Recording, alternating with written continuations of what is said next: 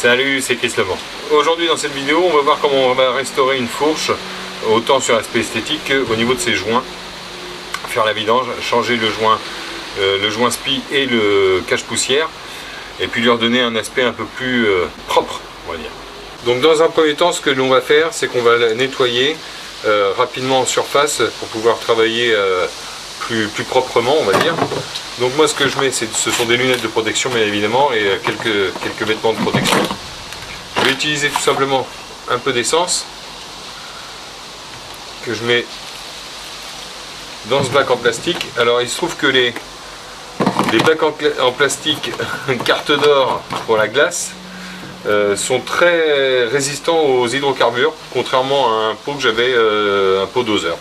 Donc je vais imbiber une vieille microfibre d'essence et puis je vais aller frotter. Ça part pas trop mal. Je vais venir d'abord frotter l'ensemble du bas de ma fourche pour enlever les plus grosses saletés. Alors généralement celle qui est côté frein à disque est beaucoup plus sale puisque vous avez toutes les poussières du frein à disque qui viennent se mettre dessus. Mais l'essence ça marche très bien. Toutes les surfaces là qui vont être en contact avec les entretoises ou les moyeux de roue pour assurer une bonne surface de contact. On va aller un petit peu en dessous comme ça. Là. Et puis la partie haute du fourreau, là aussi. Ça va, vous excitez pas les gars. C'est qu'une fourche et c'est qu'une main d'homme qui masturbe une fourche. Là, une fois qu'on a dégrossi le travail, je dirais, ce que j'aime bien utiliser, moi, c'est de la paille de fer. Alors j'utilise de la 000 que je vais tremper dans l'essence et je vais venir frotter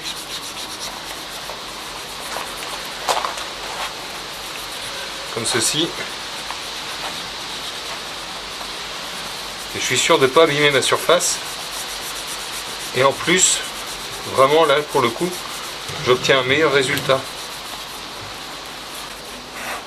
Alors c'est de l'huile de coude, faut bien frotter. N'hésitez pas à essuyer de temps en temps avec votre vieille microfibre pour éviter que ça sèche et que ça redépose en fait la merde que vous avez déjà enlevée. Alors on peut s'aider avec éventuellement un petit goupillon. Voir du scotch brite, toujours un peu imbibé d'essence.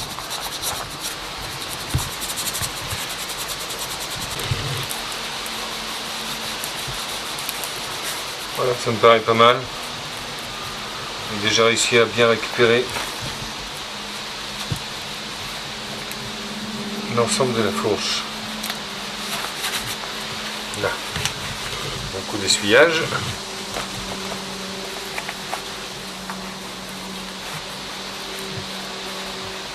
Alors en ce qui concerne le tube, la même chose, en fait cette paille de fer, elle ne va pas rayer le chrome et elle risque pas de faire de dégâts. Et ça va me permettre de bien nettoyer là, tout le fourreau. Enfin, c'est pas le fourreau d'ailleurs, c'est le tube. Et d'enlever les traces de rouille, parce que le T de serrage, enfin le T inférieur, il a tendance à avoir des dépôts de... Vous voyez, les gants ils résistent moins que le pot de glace. Et vous voyez, j'ai des petits points de rouille, donc avec la paille de fer, ça les fait disparaître. On pourra même, si on veut, utiliser de la pâte à polir. Je vous montrerai ça un tout petit peu plus tard dans la vidéo, parce que je ne l'ai pas encore reçu aujourd'hui, je vais la recevoir demain. Pour vraiment se débarrasser des ultimes traces de rouille. Voilà. Là ça commence à devenir charmant. On va insister un petit peu sur le T de serrage en haut. Là.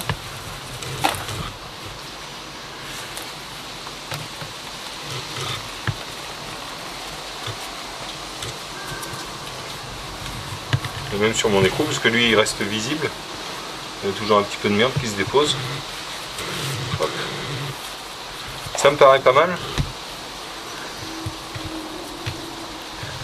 Déjà pour pouvoir travailler, sachant qu'on va la ressalir un petit peu bien évidemment, puisque là on va aller la démonter. Alors le plastique, lui, il n'y a pas grand chose à faire. Vous pouvez passer un petit coup de paille de fer dessus. Ça change rien. On va au moins le dégraisser, le décrasser quoi.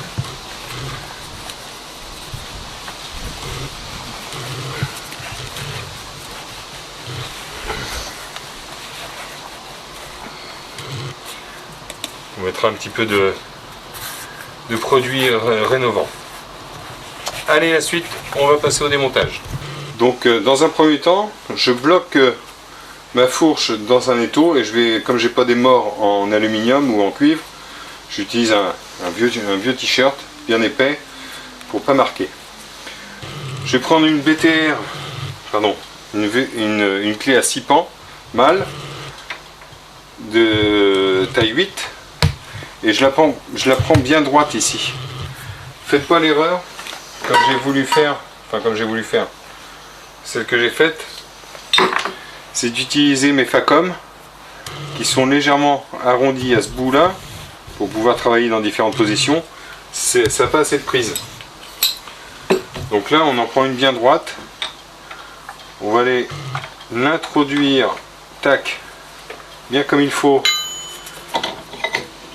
dans la vis et on va venir juste la desserrer. Il faut y aller doucement parce que c'est généralement des vis qui sont serrées au fin filet.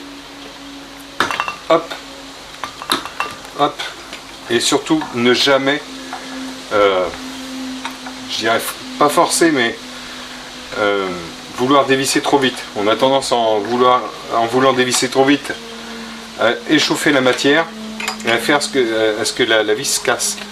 Donc là, ce que je vais lui faire, c'est que je vais lui faire 2 tours.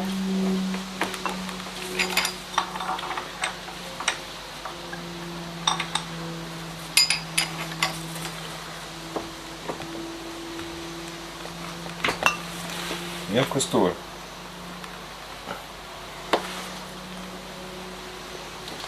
Voilà, ça commence à devenir un peu plus souple. Je m'arrête là. Et maintenant, je vais retourner ma fourche. Je vais essayer de prendre dans l'étau la partie qui est située entre le T de fourche inférieur et supérieur, de façon à ne pas marquer la surface qui coulisse. S'il y avait un risque éventuellement que ça marque.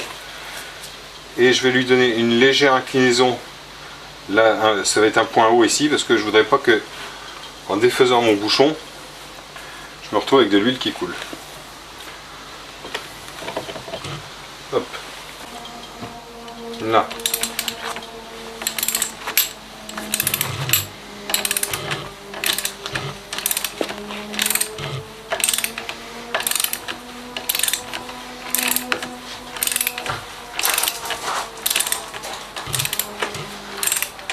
Je fais attention, je mets bien ma main ici parce qu'il ne faudrait pas que le bouchon s'en aille puisqu'il y a le ressort.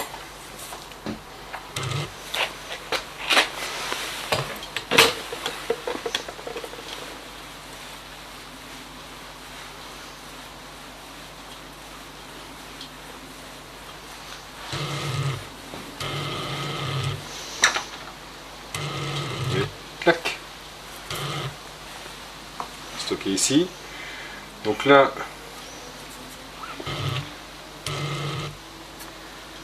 j'ai mon fameux tube. Alors, ce qu'on va faire, on va desserrer ça et on va se mettre au-dessus du bac qui est là. Donc c'est un bac pour récupérer l'huile. C'est important de ne pas jeter votre huile n'importe où. On va pencher et là on commence à voir de l'huile dégueulasse qui descend. Alors je vais retenir un peu mon tube là pour pas qu'il se vend là-dedans. Là. Ok. Je vais le laisser s'égoutter. Ensuite, là je retrouve ma bague d'appui.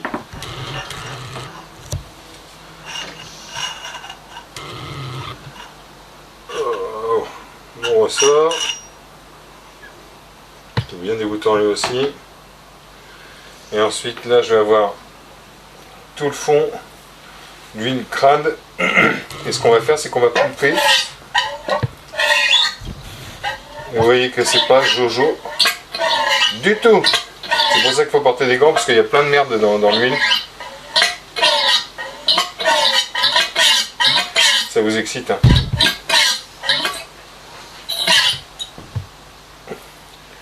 Donc ce qu'on va faire, on va bien la laisser s'égoutter.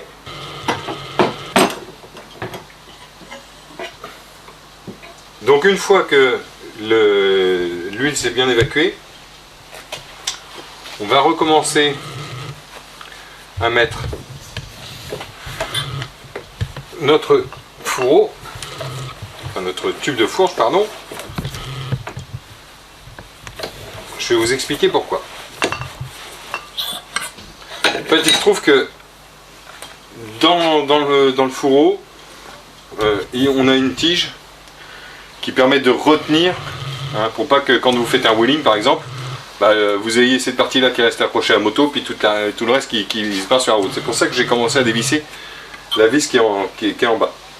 Sauf que pour la dévisser, il me faudra un outil comme celui-ci, avec une espèce d'empreinte mâle à étoile 12 pans et d'un très gros diamètre que je n'ai pas.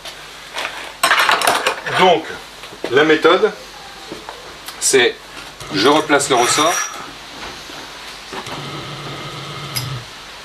je remets ma rondelle d'appui, je remets le tube de poussée, tac, et je vais remettre aussi mon bouchon supérieur.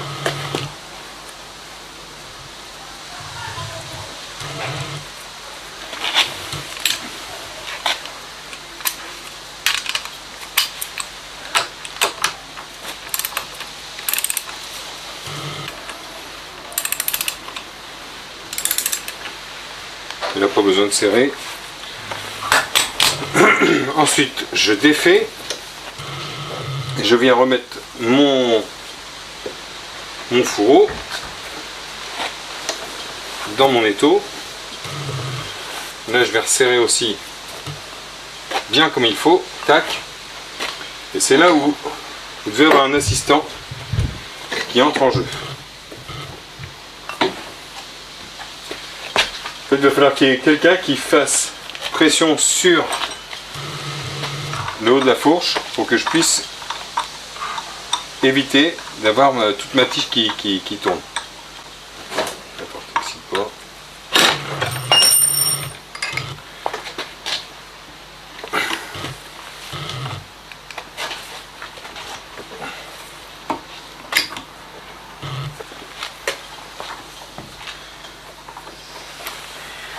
Et ouais, c'est bon. Ouais.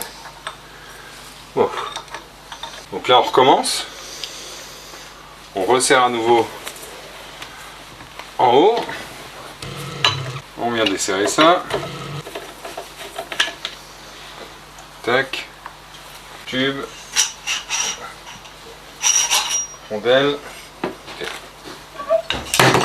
Et là, tac, on récupère cette partie en bas qui porte un nom spécifique. Vous voyez, c'est cette fameuse pièce que je vous disais là qui doit venir s'emmancher ici. Et ça, c'est quand même un gros diamètre, hein, vous voyez. Donc moi, je suis pas outillé pour ça. Donc, on improvise une autre solution. Maintenant, ce qu'il faut qu'on fasse, c'est extraire. Alors, on peut se prendre à la verticale. Il ne pose pas de problème particulier. On va enlever le cache-poussière.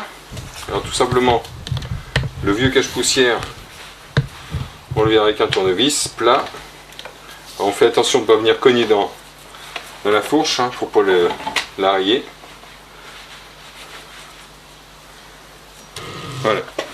Donc là, le couvre-joint, il commence à être fatigué, à être craquelé, etc. Ça, poubelle. Ensuite, à l'intérieur. Ici, vous voyez, hein, l'eau commence à pénétrer, à me faire rouiller mon joint spi. Donc à l'intérieur là j'ai un clips, donc il suffit juste de découvrir d'où il part et de venir le ressortir comme ça.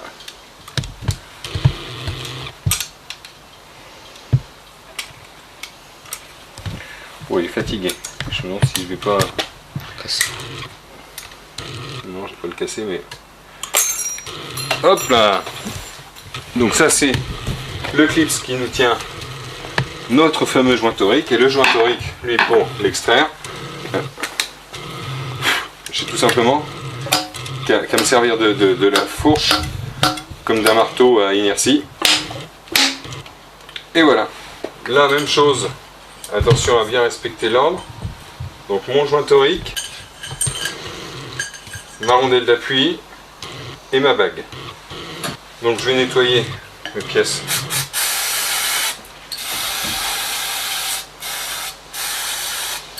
Nettoyant fin. Et je les pose de façon à ne pas les salir sur un chiffon propre.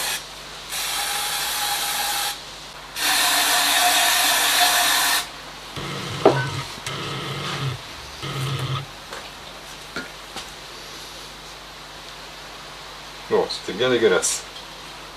On va nettoyer le bord parce que quand c'est monté, quand l'ensemble est monté, bah, c'est pas évident quoi. Alors c'est du détail, vous me direz. Mais bon. Maintenant on va procéder au remontage.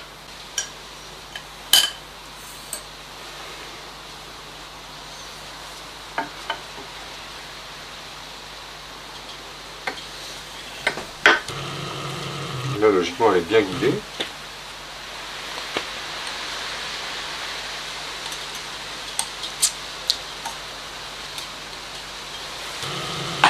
Alors ce qu'on va faire, on va mettre l'anneau, on prend un PVC diamètre 40, un tube PVC, hein, tout ce qui est le plus basique.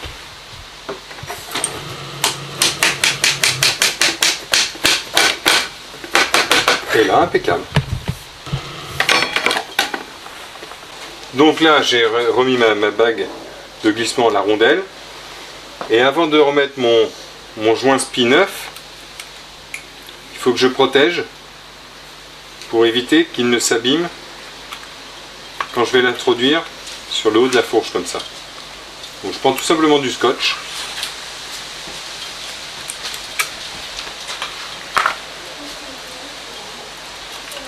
Je replie un peu à l'intérieur.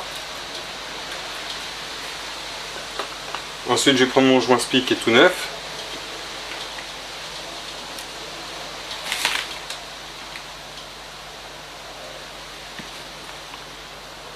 Je vais bien le graisser.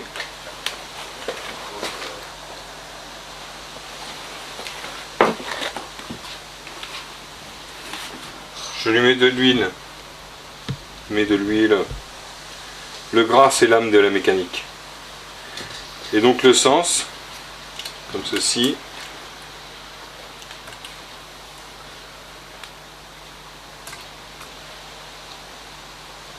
Tac. Il rentre quasiment tout seul. Je vais reprendre mon tube PVC. Je ne vais pas lui mettre des grands coups, ça sert à rien de taper comme un sourd.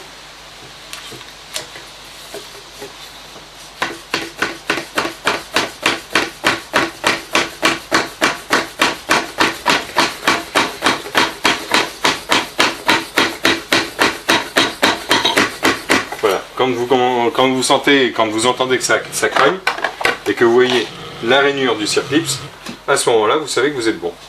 Je nettoie mon circlips, qu'avec un peu d'oxydation de surface en fait, parce que c'est en acier noir. Je glisse mon circlips, je l'introduis dans la fente.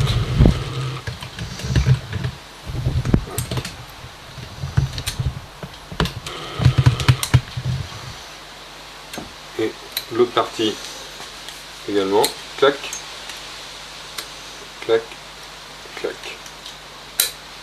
Voilà, il est bien rentré partout, impeccable. Ensuite, même chose avec mon cache-poussière. Un petit peu d'huile pour que ça glisse mieux. Là. Et alors lui, logiquement, il faut le rentrer que à la force des doigts. Parce que si vous tapez avec le tube PVC, en fait, vous allez taper sur la partie arrondie et ça ne va pas lui plaire. Donc là, il est rentré. Parfait. Ensuite, alors on va recommencer les opérations à la con. À savoir,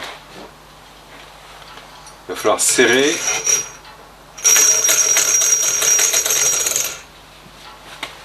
Donc mon ressort, ma rondelle d'appui, mon tube de poussée. Hop, je monte ça.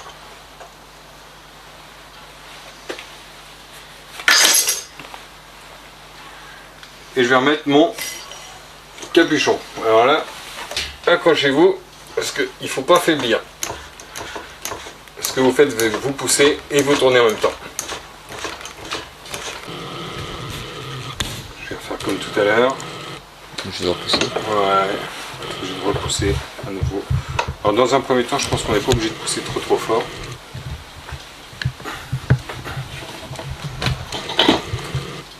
Donc là,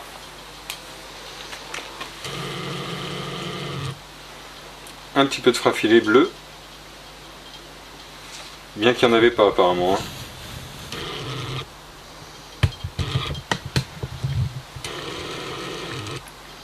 Hop, pas plus. C'est presque trop même déjà.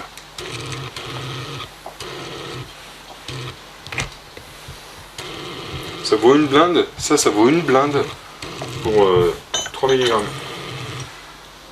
Je réintroduis.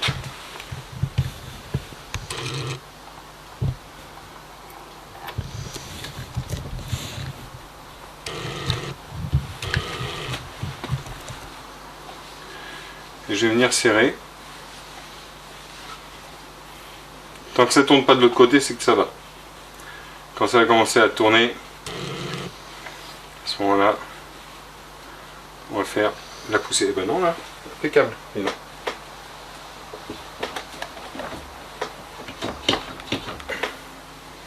Là, impeccable. Alors, ça sert à 20 newtons, sauf que j'ai pas l'outil, mais sachant qu'on n'est pas là pour serrer comme des bourrins.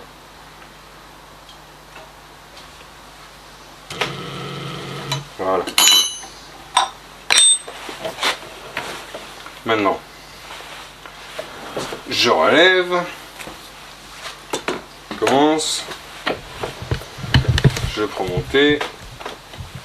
mon fourche. Je vais retirer à nouveau mon bouchon au-dessus. Là, je vais retirer à nouveau mes éléments. Je vais prendre mon huile, spécifique fourche, et je vais utiliser une seringue. Cette seringue, elle est graduée, et en fait, je dois mettre 311 cm3 d'huile. Donc, je vais faire une fois à 150.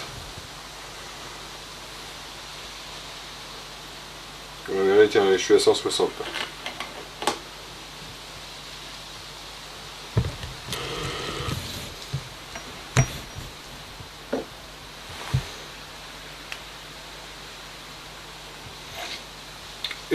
Et je pousse l'huile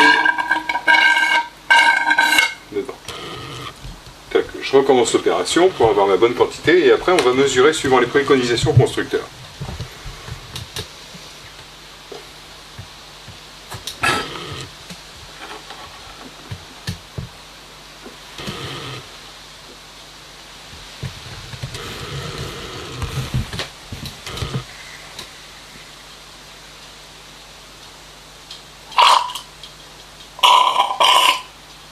Ok, je mets ça dans le bac à huile. Et ce que nous dit le constructeur, c'est que nous devons avoir 112 mm sur ce modèle entre le haut de mon tube et le niveau d'huile. Alors ce qu'on va faire, c'est qu'on va faire plusieurs pompages préalables pour être sûr que l'huile se soit bien introduite absolument partout dans le système.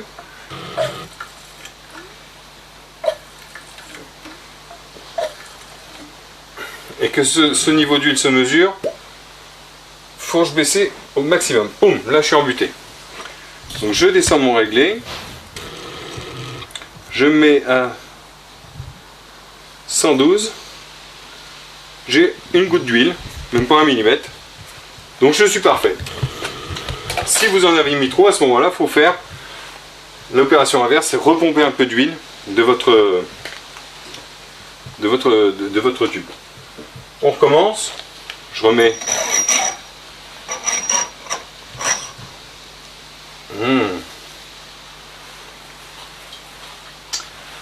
le tube de la butée, le tube de poussée.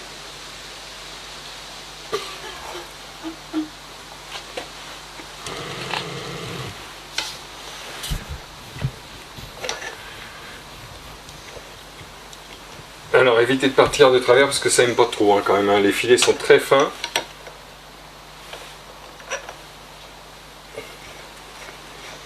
Voilà, il faut que ça prenne bien dès le début, c'est le cas.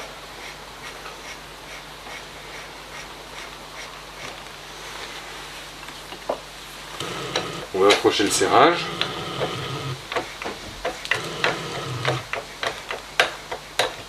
Tac.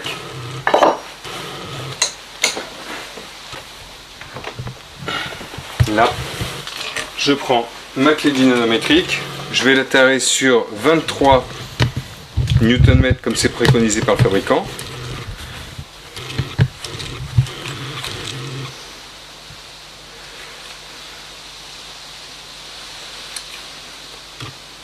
Là, je la mets dans le bon sens. Je l'ai mis dans le mauvais sens.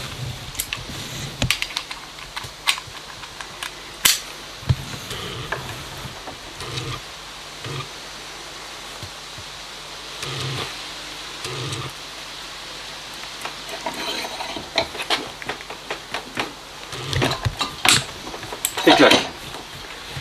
Là je suis bon. Ce qu'on peut faire par précaution, c'est refaire une vérification du serrage de notre BTR qui est là.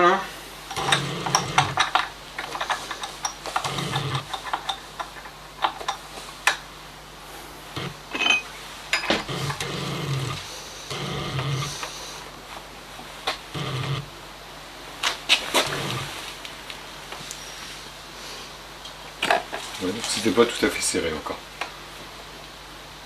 Ah, là c'est serré. On est resté deux tours, même pas. Clac. Ça, c'est ok. Voilà, il ne me reste plus qu'à vous remercier pour avoir suivi. J'espère que ça vous a convenu cette vidéo, parce que à vrai dire, j'ai pas forcément l'habitude de le faire. J'ai regardé moi aussi plusieurs tutos avant. C'est la première fois que je fais ça, donc c'est pas compliqué. Un petit peu d'outillage, un bon étau, un peu d'outils, un peu de démerde et puis un assistant là, pour pousser, un plus costaud que le mien, parce que non, j'avoue, attention, c'est des mâles, ils piquent pas ceux-là. J'avoue que même moi, quand j'ai poussé, j'en ai chié. Voilà. N'hésitez pas à vous abonner à la chaîne, à mettre un pouce en l'air, à faire des commentaires. Et puis à suivre l'avancement, parce que là on va arriver dans le remontage de la Dragstar. Alors les vidéos vont arriver un peu dans l'ordre, dans le désordre, je sais pas trop parce que c'est un peu le bordel. Mais voilà, suivez l'aventure. A ciao, bye bye.